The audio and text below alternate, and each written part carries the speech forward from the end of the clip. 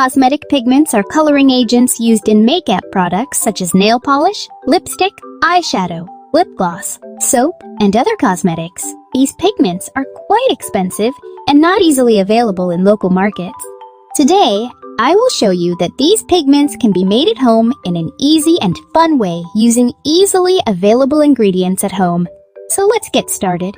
First, take a 1 teaspoon of ready-made aloe vera gel in a bowl, then add 1 teaspoon of food color and mix well. This food color is easily available in supermarkets for 5 to 10 rupees. When you're done mixing, add 2 to 3 drops of any facial oil that you have. I am adding almond oil.